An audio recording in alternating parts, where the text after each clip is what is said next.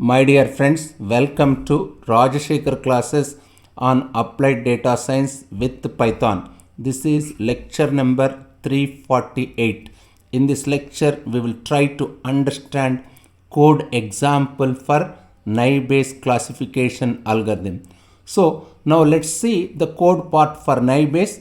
Your scikit-learn has very nice implementation of naive-Bayes classification algorithm.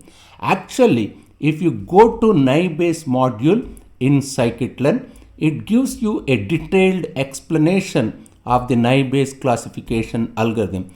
Literally like a very good explanation of this particular algorithm. It implements Gaussian naive-Bayes, multinomial naive-Bayes, Bernoulli naive-Bayes. These are different variants. These are variants of naive-Bayes classification algorithm which we discussed in our previous lectures. It also gives something like out of core naive-Bayes. If you have too much data that does not fit into the memory, out of core basically means if you have a lot of data, if your data is large, if your data is very large, if your data does not fit into the main memory or RAM, what it can do here, if this is your data, let me say this is your total data, it will break it into chunks. First load first chunk into the RAM. After loading this chunk into the RAM, train a model, store the model. Now it will take this part, second chunk into the RAM, and it incrementally improve the model. Similarly, it keeps on loading these chunks till the last chunk it will keep in RAM and it will improve the model. If your data does not fit into RAM, better to implement out of core naive-Bayes classification algorithm. For example, if I have 1 terabyte of data on which I want to implement naive-Bayes classification algorithm, better choice is out of core naive-Bayes classification algorithm. Now let's look at simple example. Very simple example. Let's say Bernoulli naive-Bayes classification algorithm. It has default value alpha. What is my default value of alpha? That is 1. We have spent enough time on alpha. This particular parameter is known as Laplace smoothing parameter. To understand what is alpha, please refer my previous lectures. Binarize. There is another variable, binarize. It says whether your data is binarized or not. If the data is binarized, it will take 0 as one value and non-zero value as other value. It says whether do you want to fit prior. There is another parameter known as, let me say like this. There is a parameter fit underscore prior. I already discussed prior probabilities, isn't it? It says whether do you want to fit a prior or do you want to give prior yourself. The default value is true, which means fit the prior probability on its own, or else you can give class prior yourself. If you think data is imbalanced or something, you can give your own class priors in this class underscore prior part. Just see this class underscore prior part. It's a very easy. Before understanding this particular Bernoulli naive-Bayes, I request you to go through what is alpha, what is binarized, what is fit prior, what is class prior. All these terminology I discussed in detailed manner in my previous lecture. Let's look at the code. Remember, in scikit-learn, going from one model, let's assume I am training KNN model. Now I want to train naive-Bayes. It's literally one line code of change, isn't it? Trust me, because whole part of breaking your data into train, test, cleaning your data, all of these are common for naive-Bayes, for KNN, for all classification algorithms. These are common. Which are common? Let me repeat. Breaking data into train, test, cleaning your data, all these are common for all models, whether it is KNN, whether it is naive-Bayes, whether it is logistic regression, isn't it?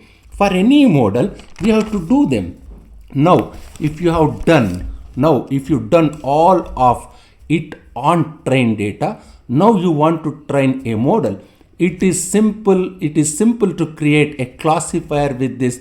There is just see this a variable known as CLF, classifier, equal to Bernoulli-Naive, isn't it? Now here, if I change this from Bernoulli-Naive to, if I change this to KNN,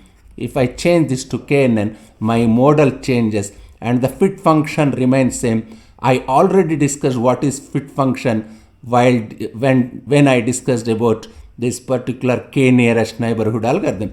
When I have a classifier, that fit function is common for all classifiers. So it's literally one line of change, just one line of code change to go from one model to other model. It's literally one line of code change. That's what scikit-learn provides us. A scikit-learn simplifies the code to go from one model to other model very easily. Actually, lot of machine learning engineers or machine learning scientists are not very good programmers, because we have become bad because we have these brilliant libraries that we don't have to worry about writing code, worry about it, and just works. It works. These libraries works nicely. These three lines are very important. Which three lines are very important? This line, your classifier, it decides classifier.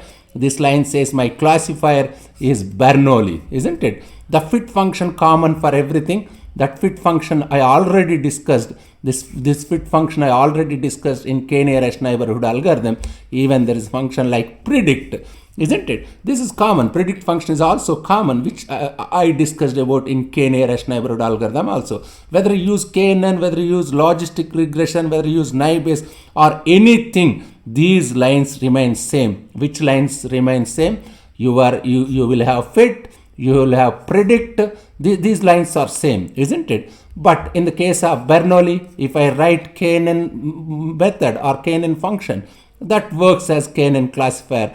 Here we are writing Bernoulli-Naive Bayes. As we are writing Bernoulli-Naive Bayes, what will it do? It works as Bernoulli-Naive Bayes classifier, isn't it? Just if you change CLF equal to Bernoulli-Naive Bayes, as you change your model, if you change this particular function, model will change, isn't it? Only the line changes. Is CLF equal to Bernoulli's NB. As you change your model, instead of this Bernoulli NB, if I write KNN, it works as KNN, isn't it? If I write logistic regression function, it works like logistic regression. That's what I'm saying repeatedly, as it is important. Breaking it into train, into test, all of these, breaking the data into train and test, cleaning the data, all these are same. All that remains same for all the models. At the end of all of them, going from one model to other model is literally changing this one line of code, CLF equal to Bernoulli NB. If I change that particular line of code, I can move from one model to other model. That's how simple scikit-learn has made our life, especially for machine learning engineers. What happens is, programming oftentimes is not the hard part in machine learning. The hard part is understanding the model and see how it works in different cases. These are more important because given a real world problem, we have to see which case it falls into and how you should change it. Suppose if you know that your model is underfitting, what do? You decrease your alpha. I already discussed what is alpha in my previous lecture series. Let me repeat, as it is important. What you have to do, suppose if you know that your model is underfitting, what do? You decrease alpha. If your model is overfitting, increase your alpha. These are parts you need to change. These are parameters. The most important parameter here is alpha. Alpha is a choice between underfitting and overfitting, and whole of the machine learning is fight between underfitting and overfitting. The difference between best models and worst models is just about underfit and overfit. Of course, there is something called feature engineering that we will come to little bit later. After few lectures, I will discuss about this feature engineering. Scikit-learn has made code extremely simple and accessible to everybody. It's simple and straightforward, which even I discussed about the scikit-learn in the context of k-nearest neighborhood algorithm. It's literally, as I told you, as I'm saying repeatedly, it's changing of one line of code. Just go through this lecture. If you have any difficulty, please keep a comment. Thank you very much.